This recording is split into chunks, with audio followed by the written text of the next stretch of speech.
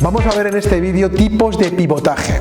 Digamos que Eric Ries ha sido capaz de parametrizar algunos pivotajes muy característicos, muy típicos, muy frecuentes dentro de los entornos de los emprendedores.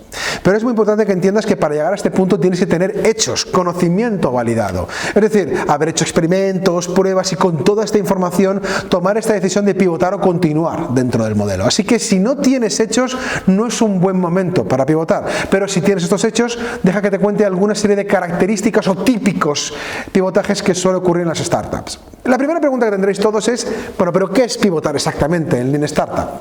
Pivotar es un cambio de estrategia sin un cambio de visión. Es decir, mantienes constante tu visión en el negocio, pero cambias sustancialmente parte de la estrategia, parte del modelo de negocio. Sin embargo, una iteración es un pequeño cambio en el producto, una pequeña mejora del producto.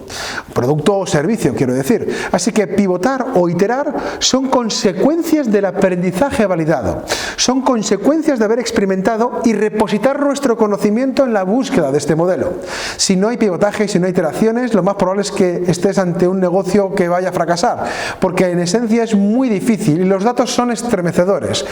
9 de cada 10 negocios que arrancan fracasan. Y del 10% de negocios que acaban teniendo éxito, el 70% son de ideas radicalmente diferentes o han cambiado sustancialmente el modelo de negocio al original que tenían proyectado. Así que lo más probable en tus caminos sobre el proceso Lean Startup sea que tengas que ajustar, pivotar, iterar, cambiar cosas de manera sistemática. Vamos a empezar con algunos tipos de pivotaje muy frecuentes. El primero lo llamamos pivotaje de acercamiento. Consiste en que una de las funcionalidades del producto acaban convirtiéndose en el producto final. Una de las características de tu servicio acaba siendo eso, el servicio final o total. Eso se llama pivotaje de acercamiento. El pivotaje de alejamiento es muy parecido, pero al revés. Es decir, el producto acaba siendo una característica de un producto mucho más grande. Y esto es muy importante en términos de lo rápido que entendemos cuánto más valor tenemos que crear al cliente. Otro pivotaje muy típico es el pivotaje en el segmento de clientes. Es decir, durante las entrevistas descubrirás que muchos de los clientes que tú suponías que tenían ese problema no lo tienen. Y que posiblemente en las entrevistas has descubierto que hay otros segmentos de clientes que ese problema es más frecuente, más importante y más real que lo que a priori pensabas de otro segmento de clientes. Pivotar en el segmento de clientes también es uno de los pivotajes más frecuentes que ocurren en las startups.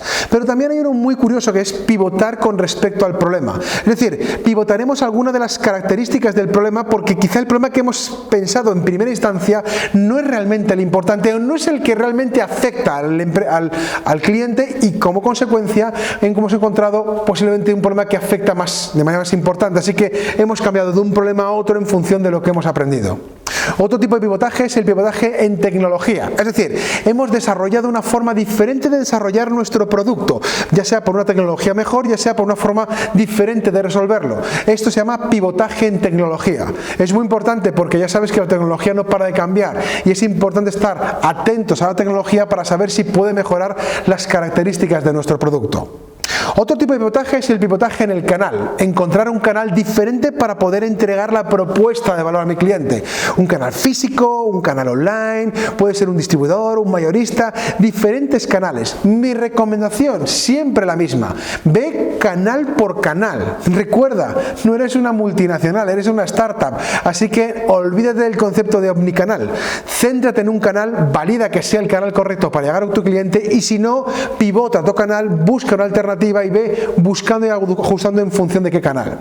Mucho ojo porque hay una cosa inherente a él que es el coste del canal y descubrirás que hay canales que por el coste que supone llevar el producto al cliente final es imposible ser competitivos al final. Otro de los pivotajes muy característicos son el pivotaje por el motor de crecimiento, es decir, cuando estamos empezando a crecer en nuestro negocio tenemos diferentes motores de crecimiento. Es verdad que esto se ve mucho más adelante en el proceso de validación, pero puede ser un motor de crecimiento por pago, por viralidad o por adhesión.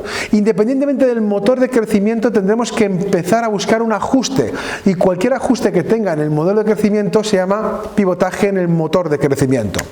Otro pivotaje muy típico es el pivotaje de la estructura o arquitectura del negocio. Consiste básicamente en cambiar de un B2B a un B2C o a un B2B2C. Así que mucho ojo porque cambiar en la lógica de la arquitectura del negocio puede cambiar radicalmente muchos de los bloques del propio modelo. En ocasiones estamos ante modelos multiplataforma y cambiar alguna parte del modelo multiplataforma se llaman modelos o pivotajes de plataforma. Es decir, tener un segmento de clientes para recitar otro segmento de clientes, por ejemplo, el caso de Uber o Airbnb, en el cual requieres dos segmentos para que el negocio funcione, son modelos multiplataforma. Modificar parte de este modelo se denomina pivotaje en la plataforma. Otro pivotaje también muy importante y clave y que puede ocurrir en estados más avanzados es pivotar en el modelo de ingresos. Es decir, ya no solo en la forma de monetizar, por ejemplo, en vez de dar un servicio, pago por uso o pago por suscripción, en vez de vender un producto en cada iteración, ¿no? Pago por licencia, por alquiler, por publicidad. Diferentes pivotajes en el modelo de ingresos supone pivotajes en la estructura de ingresos. Y también es muy importante entender que cambios en los precios serán pequeñas iteraciones que me permiten ajustar parte del modelo de negocio. Así que ya sea un pivotaje en el modelo de ingresos o una iteración en el precio del producto, son pivotajes muy típicos dentro del contexto del flujo de ingresos. Bueno, te he dado alguna serie de ideas con respecto a pivotajes. Lógicamente no hace falta ser exquisito, lo importante es cómo repositas todo este conocimiento en tu lienzo de modelos de negocio, y lo que sí que espero es que sea una herramienta activa, es decir, viva, dinámica, que cada 2 semanas experimentales que hagas, en el review que hagas de negocio, ajustes, pivotes, cambies cosas en el modelo de negocio. Si no hay un pivotaje, en esencia no ha habido un conocimiento validado y puede ocurrir que no estés teniendo un aprendizaje. El aprendizaje nos ayuda a entender qué es lo que tenemos que hacer, y recuerda que en este momento lo que hacemos es buscar el modelo de negocio de tu idea.